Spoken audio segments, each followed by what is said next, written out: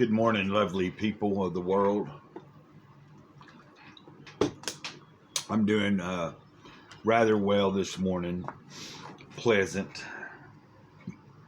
Once again, playing phone tag with the hospital, but woke up with a voicemail, so I called back. Got a voicemail myself, so hopefully we'll get connected today, and they'll get the information they need, and I can have the confirmation and all that about surgery. But I'm going to read from Random Acts of Kindness. This is from the beginning of the book, the part that I'd skipped early on when I first started a week or so ago, whenever I started reading this. But it's about 5 or 6 pages, and I thought today would be a good day to go ahead and visit that part, I think. So, just trying to make sure you can see me well, and here we go. This is living from the heart. Fear grows out of the things we think. It lives in our minds. Compassion grows out of the things we are and lives in our hearts. And that's a quote from Barbara Garrison. So now we start with the story here. I don't care what anyone else says. These are awful times. There is hardness in people's faces. Children wear bruises and forget to laugh. Everyone shrugs. People sleep under black plastic garbage bags and carry their world in a shopping cart. Despair and cynicism swirl around in our minds like discarded newspapers with headlines that say, "Compassion fatigue." Our souls are leaking. We are in a recession and we are receding. We are not moving toward anything. We are receding away from what we are afraid of, away from not enough, away from chaos, away from poverty, away from random acts of violence, from hurricanes and drive-by shootings and child abuse and homelessness and AIDS and drug wars. We are moving away from each other, but it doesn't have to be that way. When I was quite small, my immigrant Russian grandmother once told me that people in this country give from the wrong place. When you give from here, she declared, pointing to her solar plexus and calling it some word that I could never pronounce, it's like keeping a ledger book. I give you 3, so you give me 3. I sweep the floor, so you carry the bundles. She pushed the wisp of white hair out of her eyes with the back of her red hands, shaking her head back and forth, tisking her tongue against her teeth. That's not giving, that's trading. You give your soul away when you give like that. Giving is supposed to be from here, she said, pointing to the center of her chest with a feathery finger. When you give from your heart, it's not to get anything back. There's no owing or owed. You just give because you want to give. When you give like this, it fills you up. It can't empty you. Your heart can never run out. The more you give from there, the fuller it will be. Then she wiped her hands on the lemon yellow apron and pulled me to her. It's like giving a hug. You remember this. Kitsala. Kitsala. I don't know if I'm saying it right. Kitsala. Kitsala. Remember to give from your heart, even to strangers. When you give like this, there are no strangers. And remember to notice when other people give to you like this. And be sure to say thank you. Decades later, when I was struggling with a life-threatening disease, I traveled south to a conference in search of answers. One of the participants was a superb poet and writer named Maya Angelou. She spoke surviving a childhood full of terror and violence. Her handholds through the darkness. She said were countless acts of creativity by authors and artists. They were not trying to do something nice for her. They never even knew she existed. Their work inspired me, shaped my thinking, exposed me to what could be possible. She recalled, And I have never forgotten to say thank you for these random acts of kindness. Without knowing it, without ever hearing my name or seeing the red knit dress I wore that day, Maya Angelou left fingerprints on my heart as if it were warm wax. I drove north, perceiving the world through a different lens. Fate was just as unfair as it had been when I drove to the conference. But all I could think about, all I could notice, were the incredible gifts that had been bestowed on me every day of my life. The softness of a baby's cheek, Monet's water lilies, the ocean tides, the music of Tchaikovsky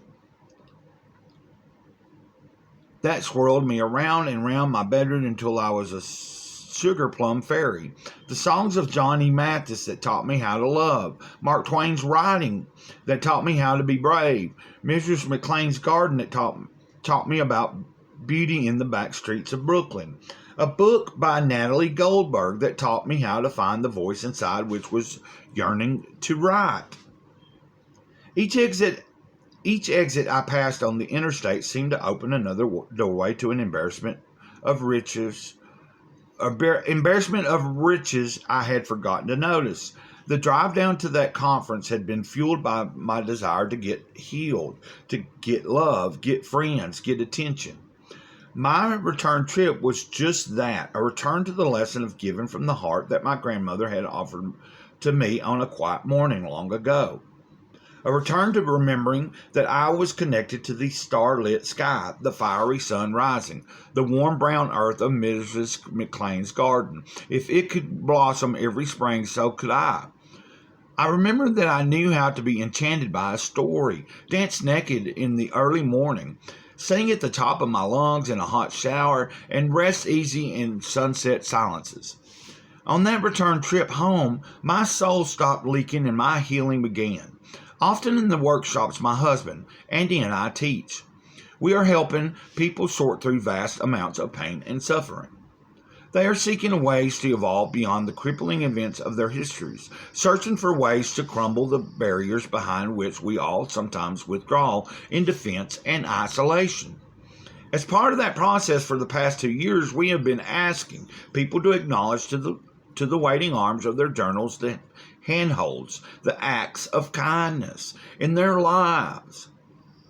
I talked for a while about the people and events that have rewarded me, not because I deserved them, but just because they came to me. Then I suggested themes such as those who helped you learn to love, or what else sustained you through hard times.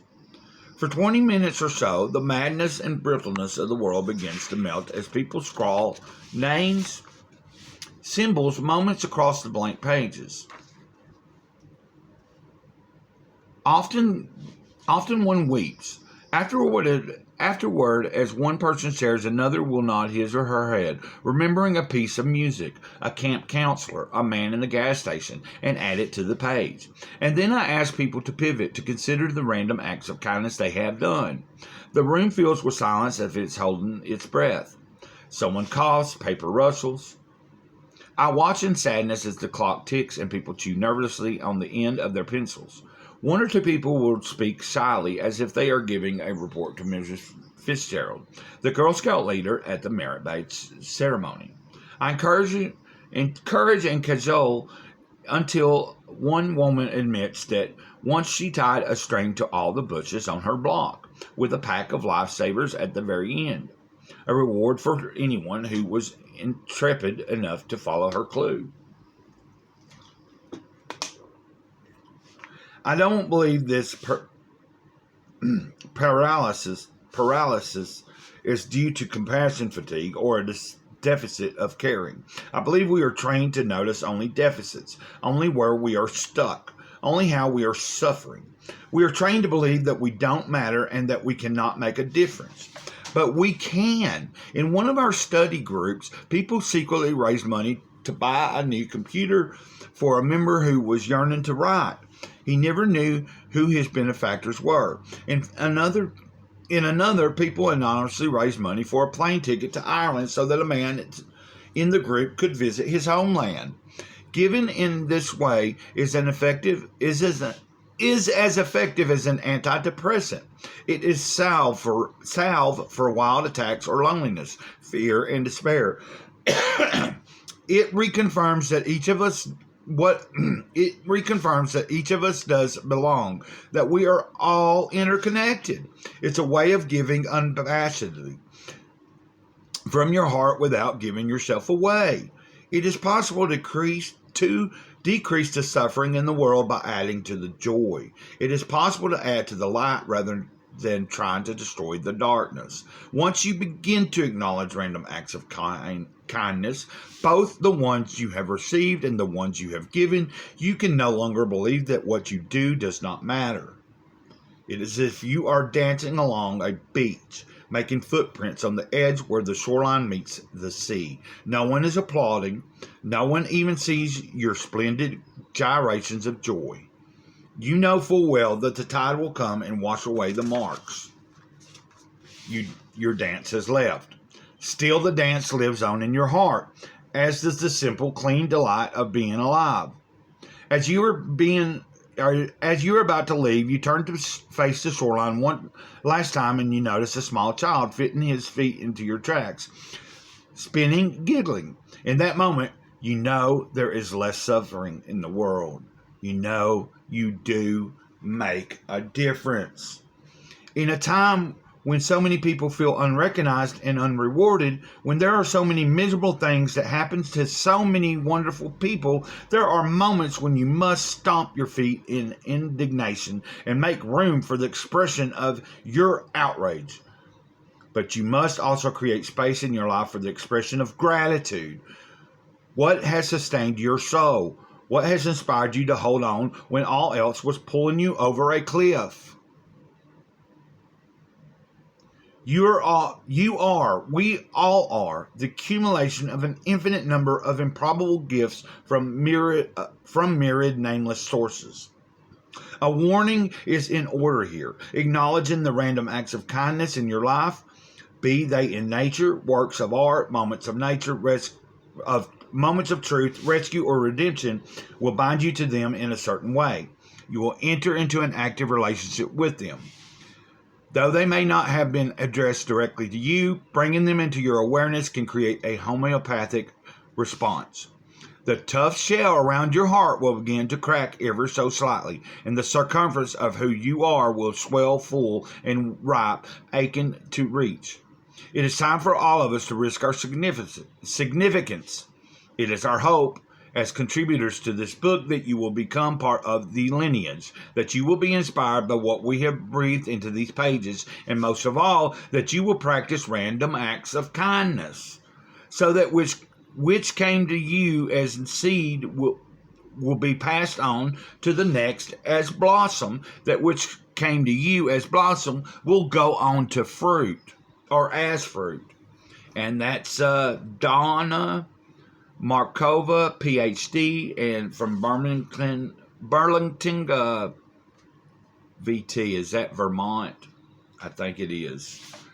But that's who wrote that at the beginning of this book. I think that is sufficient for the day of something to read from. I don't know what else I have planned for today as far as the channel goes, but I'm sure I'll probably put another video or so up. Just be looking sometime later. Until next time, man, y'all have a wonderful, great day. It's nice and cool right now this morning still. The sun's shining. It's beautiful outside. It's still cool enough that I don't have the air on in my room or anything. I'm not miserable. I'm going to get off here, see if I can get in touch with the hospital, get the information to them that they need, and get some confirmation going. Until next time, Mr. Cloud says of the eternal moment, over and out. Ditto.